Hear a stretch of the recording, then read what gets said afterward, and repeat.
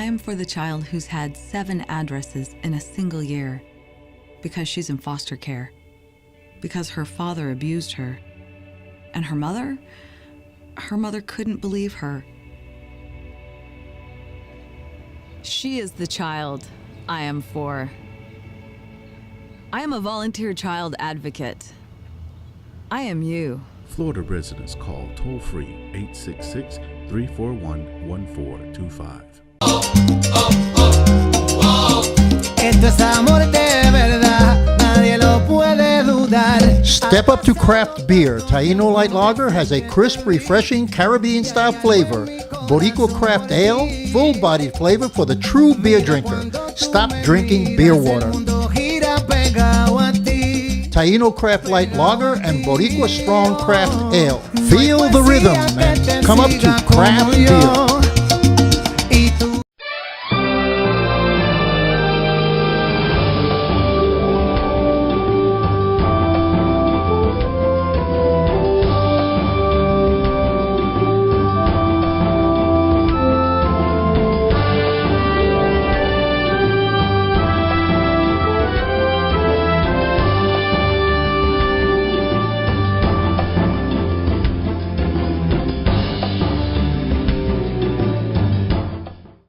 Hi, this is Danny Ramos and welcome to Hispanic Speak Out TV. We've been on the air for 16 years, first on Bright House, Time Warner, then Bright House, and now Spectrum.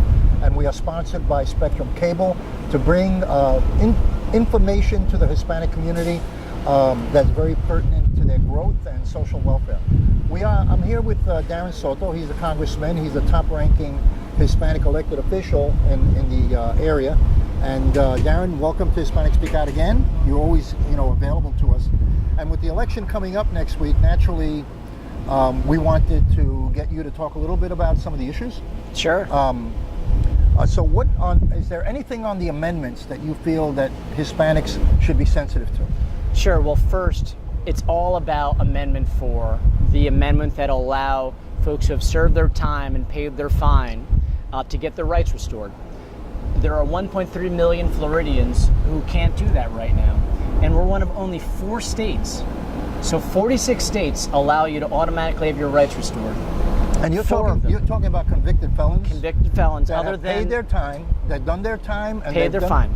And so they're now back in society. But it doesn't count. It does include, really serious crimes like rape or murder. Okay. So those are excluded. Okay. But the rest, every other state would have them be able to vote again and professional issues. So it's really a justice issue at the end of the day, and that's Amendment 4. So just so people understand what this is really about, convicted felons are not permitted to vote? That's correct. In 46 states, they would. They're also not allowed to have professional licenses, and so it really inhibits them from getting back into society. That's why 46 states, they have automatic restoration of rights, but 4 states, all in the South, so it has a history of discrimination to it, still have this really unjust process. So with Amendment 4, we'll be able to change that. And for Amendment 4, you vote yes? Yes on Amendment 4 is what I'm strongly recommending. You have a lot of Hispanics. Well, a lot of minorities, because there's a disproportion, isn't there? Sure, because you have racial profiling. You so have racial kids profiling. Who may get pulled over more likely as Hispanics will then more likely be convicted and then more likely not be able to vote. And then our community suffers when they've paid their debt to society. You have 2 other amendments that are pretty important. One dealing with offshore drilling. We obviously want to stop offshore oil drilling around the state of Florida. Tourism's our biggest industry. We love the environment, obviously, and going out into the outdoors, particularly the beaches in Florida.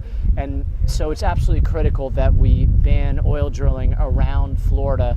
And then third, greyhounds. Okay, let's back up. On the Florida drilling, is it a yes or a no vote? It's a yes on the Florida drilling amendment. And what number is that? It's, I want to say 10, but you want to look on your ballot. Okay. And then the last amendment, I believe it's 14, is to ban greyhound racing.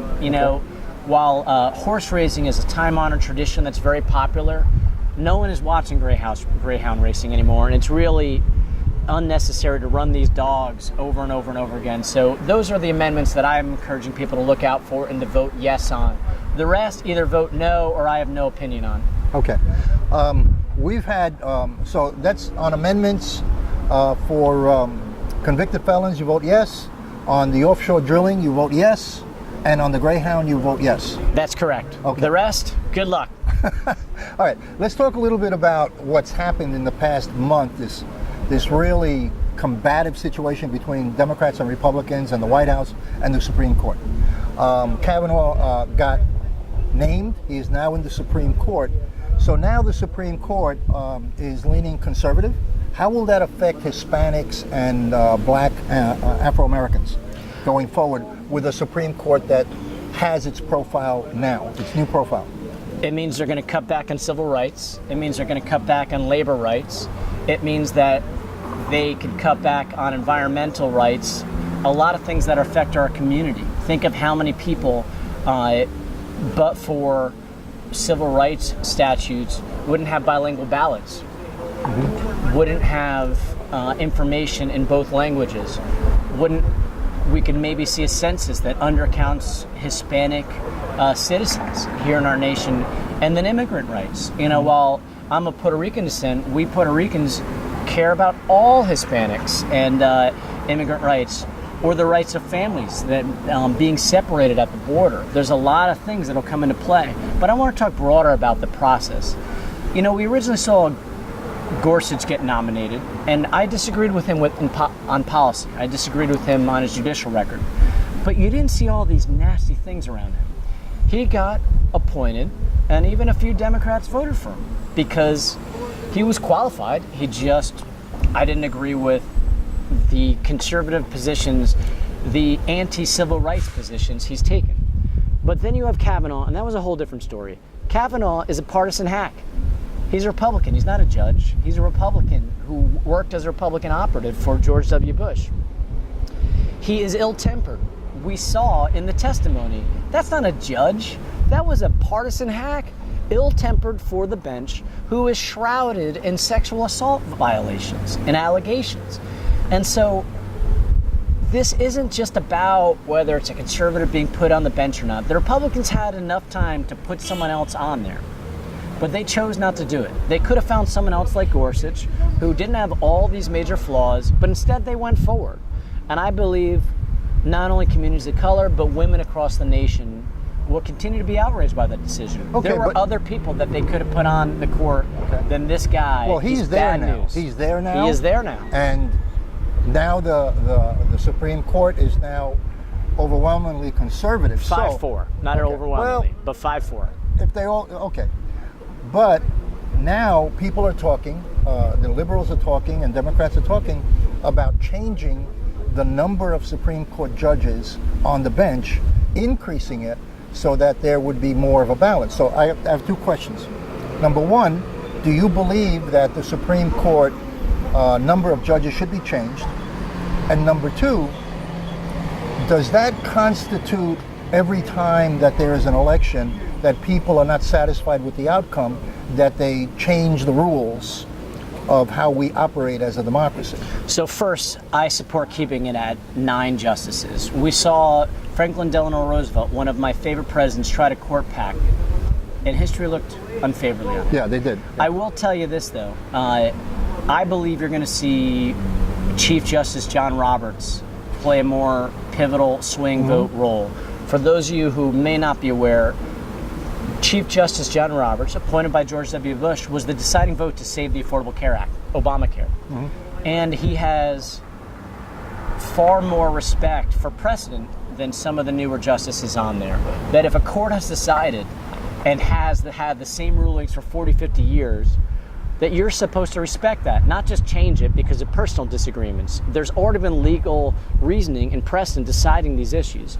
So I think even though it's 5-4, I still think you're going to see now Chief Justice John Roberts play more of a swing role like Kennedy did, as he did with the Affordable Care Act. So I don't think it's said and done. I think it's a 4-4 with a vote that leans a little more conservative, but that is still going to be a swing vote, particularly when it comes to attempts to try to overrule long-standing precedent.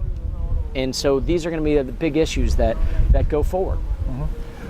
Let's talk a little bit about Kanye West went to the White House. Now, I know that it was controversial with the language and all of that, but what I wanted to get your view on is the impact, because you're getting a lot of pressure coming back on Kanye West for supporting the Trump administration from black leaders across the country.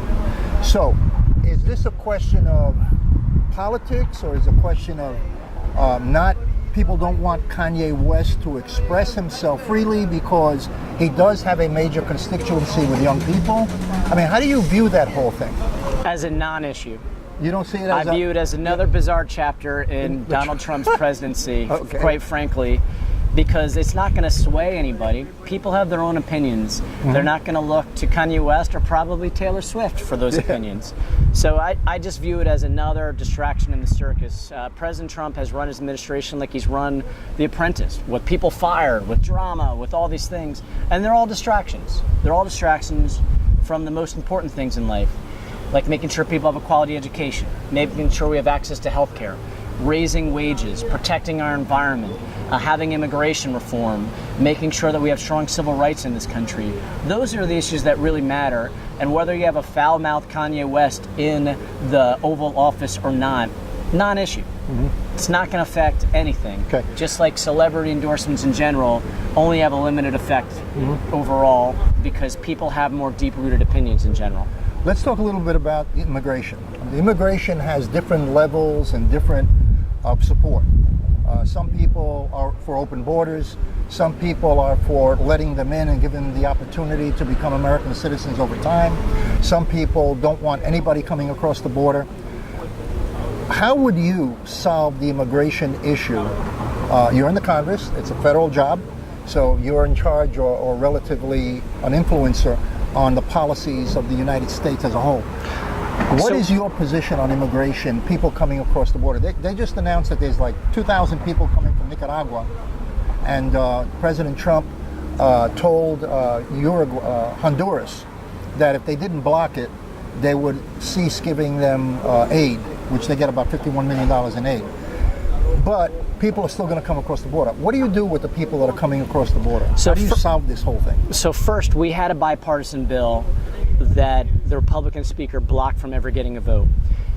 It was the Hurd bill along with Pete Aguilar, and it provided for more folks guarding the border. It provided for more technology, because right now we don't even have border awareness. What I mean by that is people think we have sensors all across the border. That doesn't exist right now. We have no idea who crosses the border, other than what guards and officers and some cameras can see. And then we would combine that with giving the Dreamers a right to become citizens. But the Dreamers is a separate issue. They're here already. But you have a program that Trump has tried to cancel, Yeah, well, that is stuck in limbo. Okay, well, so it is I'm not for the Dreamers. So it is not a separate issue. Yeah. But only, Reforms are done by compromise. The Democrats have certain priorities, like giving Dreamers the right to citizenship. The Republicans have certain priorities, like getting more technology at the border and more officers. That bill had enough votes to pass in the House and would have passed in the Senate, but Speaker Ryan blocked it because a majority, 60 members of the Freedom Caucus, were opposed to it. That was sponsored by a Republican and a Democrat. And we had a discharge petition that had a majority of the members of Congress sign on to, and they still blocked it. It would have passed the Senate. That was the solution. You're asking me. I don't think a medieval wall that wouldn't even work in the 1800s, let alone the 21st century, is the solution. You know what happened to the Great Wall of China? Someone bribed one of the guards, and the Mongols went through and took over China. A wall is not a solution. History tells us that. Let me go into the rest of it. Good. So there's not one Democrat who's filed a bill for open borders. That is a Republican talking point to try to make us look bad. No one supports open borders. It is a lie. They are lying to you. What we do think, though, is that this wall is a 20th century solution to try to solve a 21st century problem. It might even be a 19th century solution. Sounds like a 16th century Or a 16th century solution. We've already established under history. It has not, walls have not worked. But technology, having people at the border, has worked. And we all agree on those things. What you're saying is that you are not for open borders. Nor is any Democrat in Congress right now. Okay. So you want a protective border, a border that's protected with technology and with people, and there's fencing there, but we don't need a sea to shining sea giant cement wall. That's not going to help planes flying over. It's not going to help people tunneling underneath. Oh, in Florida, how much is a wall going to help us here? Are we going to put a wall around the beaches? Our problem deals with more Coast Guard. And this is where it gets even crazier. They cut the Coast Guard to help fund the wall. No, the separation of families issue. Okay. So they're separating families and costing Coast Guard money that hurts our border security, which is the oceans. So this is where it gets flipped on its head. And I want to say one more thing. You know, you have one candidate, one place calling for the abandonment of ICE. No Democrat has filed a bill to eliminate ICE. Not one Democrat. There has not been one bill on it. This is another boogeyman talking point by the Republicans to try to scare you. We don't want open borders. We just want to finally get immigration reform so that families that have been here through TPS, like the Haitian community, like the Nicaraguan community and others, been here 20 years, can have a pathway to citizenship. We just want to have compromise where folks who are dreamers have a shot at citizenship, folks who are here at our TPS have a shot at citizenship, technology at the border, more border officers for protection.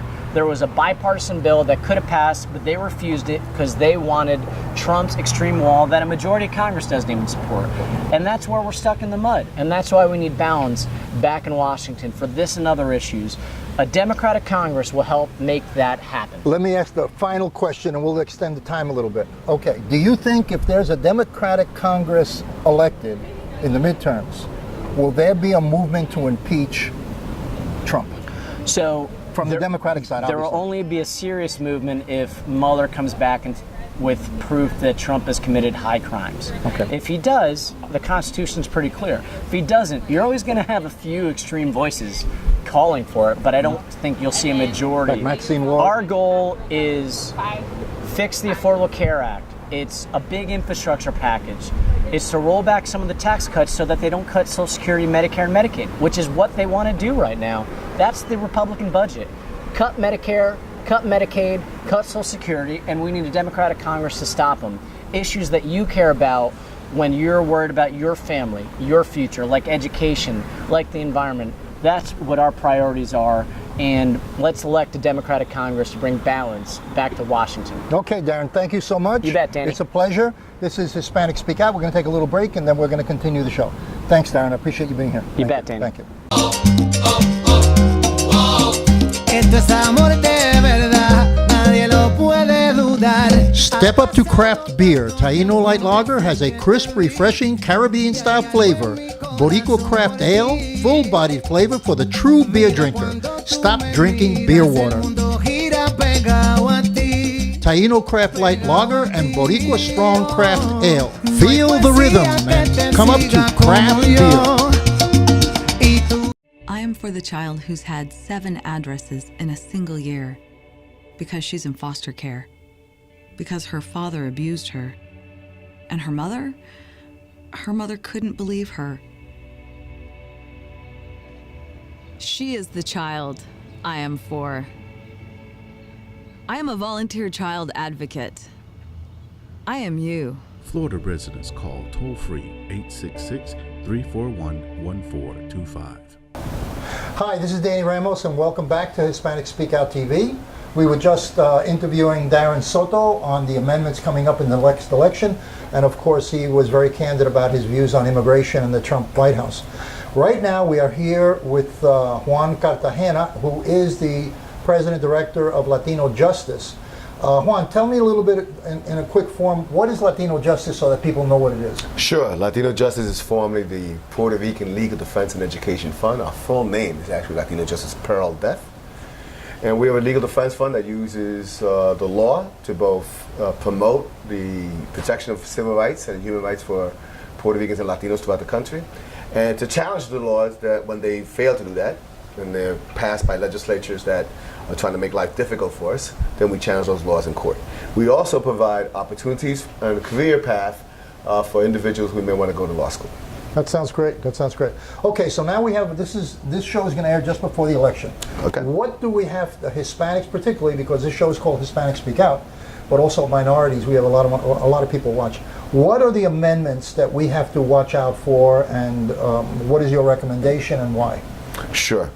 The first one, the one that's getting a lot of press and the one that's getting a lot of attention, which makes sense, is the only one of the 12 that was actually written by and promoted by citizens and residents of Florida, not by the legislature, directly by the citizens, and that's Amendment 4. We urge everyone who's listening today to please vote yes on Amendment 4. Amendment 4 will restore the voting rights, make them eligible again to vote. All citizens of the United States who otherwise live in Florida and otherwise comply with every requirement for voting, but except that in Florida they have a felony conviction. With 2 exceptions only, it would allow all those individuals to be eligible again. The exceptions are persons who are convicted of homicide, persons who are convicted of felonious sexual assault. Those 2 categories of crimes, those individuals have to use the current process for restoration of rights, which requires a petition before the governor and his entire cabinet. That is a petition for individual by individual? That's right. Which is the current state of law today. Yeah. The current state of law is, that's why Florida is considered one of 4 states only in the country that permanently disenfranchise you. You have to wait a long period of time to even petition. You have to, again, wait online for petitioning. There's thousands and thousands and thousands of people on the waiting list. Then you have to go before the governor personally and have the governor say yes to restoring your rights. So that entire process will be changed into an automatic eligibility to vote one more time. Why is this important? Because it is clear that in this country and in this state of Florida, we all believe in second chances. It's also clear that once you paid your debt to society, it should be paid. When you and I do that last car payment, we don't expect the car finance company to come back a year later and ask us for more money. You make that last payment on your condo or your home, you don't expect the mortgage company to come back 2 years later and ask you for more money. These people have paid their debt. They live with us, they're part of our community. All they want is their voice back. And we think this is the best way to have them, give them a second chance to be involved. So please vote yes on Amendment 4. When these people now, they are also, their rights are also blocked from participating in certain jobs and certain other areas, aren't they? Yes. Tell us a little bit about that. Yes. The consequences of a conviction in the United States, even for a misdemeanor, and in some states, including Florida, even the consequences of an arrest that has yet to be decided, can be significant. There are times in which an employer won't even look at your application if they ask you a question, have you invested, and you answer honestly, right? There are times in which you're barred from certain jobs. If an arrest has to do anything with drugs, this is federal policy now. If an arrest has to do anything with drugs, you're barred from public housing, completely barred. In fact, you might even be barred from visiting your grandmother who lives in public housing. You're barred from getting loans, federally guaranteed loans for your higher education aspirations. There's a lot of consequences. And of course, employment is probably the biggest one. What we've seen in the field, Danny, is that a job is a very good way to avoid what we call recidivism, committing another crime. We've also seen research recently that voting and civic engagement for people who are formerly incarcerated is also another way to reduce recidivism, committing another crime. So there's really good benefits to this in the long term. And at the end of the day, we should be expanding our electorate. And if what exactly are we afraid of when we're asking people to vote? Mm-hmm. We're asking them to vote. The most American thing you could do. Let's take the case of marijuana. Now, marijuana is still, I don't know, I think it's still classified as a federal crime. Yes. It's at the top of the list. It's along with heroin. And cocaine, correct. And cocaine. Yes. As I forgot what they call it, a something drug, I don't remember. Yeah, Title I schedule. Yeah. Title I schedule. So if you're convicted of selling marijuana, mm-hmm. you are up there as a drug dealer, like a heroin dealer. That's right. That's right. And in that particular case, a person, and it could be a young person, can be barred from participating in all kinds of jobs and housing because he was selling marijuana, which in a lot of states is becoming legal, which, you know, you have marijuana oil derivatives which are being approved and being sold. CBD is being sold right now. It's legal to sell in the state of Florida. Right. And it's not just sale, it's also possession. Yeah. So, yes, there's many states that are gravitating towards opening that market because they see the value of a new economic market. Mm-hmm. Canada has only become the second country in the world to legalize production and distribution of marijuana. There's got to be a ton of people in jail for that who are felons, convicted felons, who are not permitted to vote because they smoked pot. Right. And And there's also, you should know, the last time we looked at the stats, the number 4 reason for deportation in the United States is marijuana possession, not sale. Just simple possession. So yes, it has devastating consequences. Right now, the country is shifting. It's like a gray area, right? States are seeing the value of recognizing the economic value and the social justice implications of legalizing marijuana for recreational use. And then there's 26 states that legalize it for medical purposes.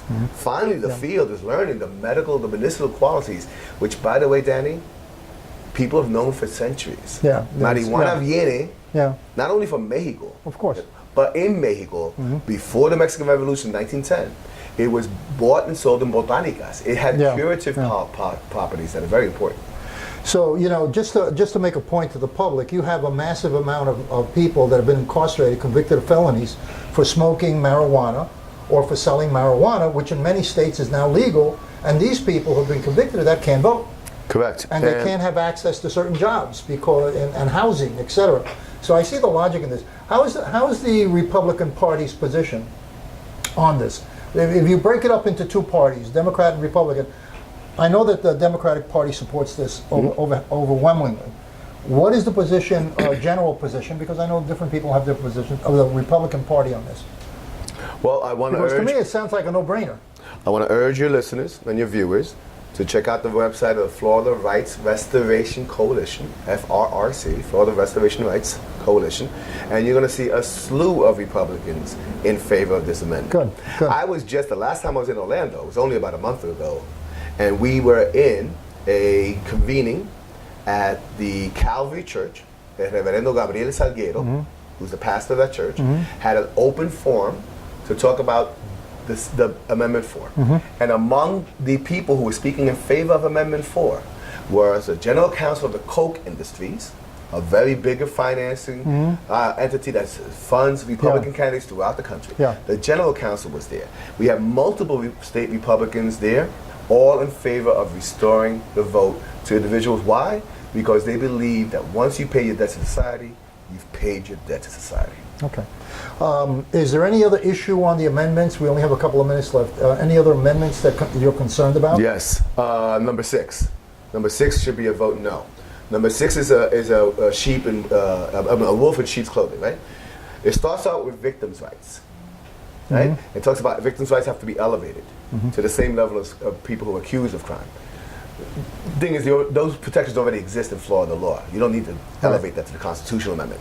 But behind that is, and it also raises the retirement age for judges from 70 to 75.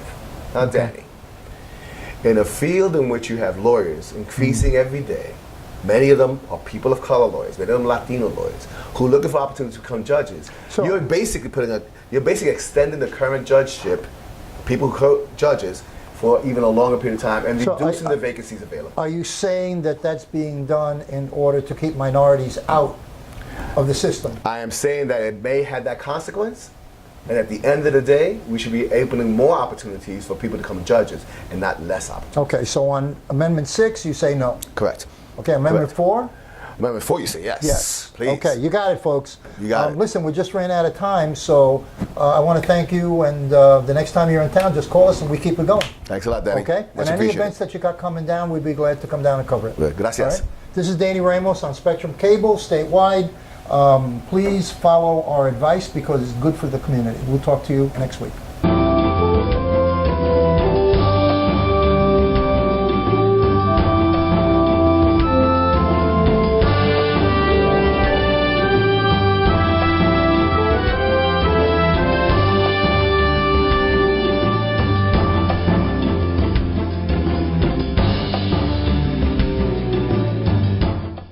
Hola Florida, introducing Boricua Beer and Taino Light Beer. Boricua and Taino Light are crafted beers that are rich in flavors and brewed right here in Florida. Taino beer has a crisp, refreshing Caribbean flavor style when enjoyed chilled.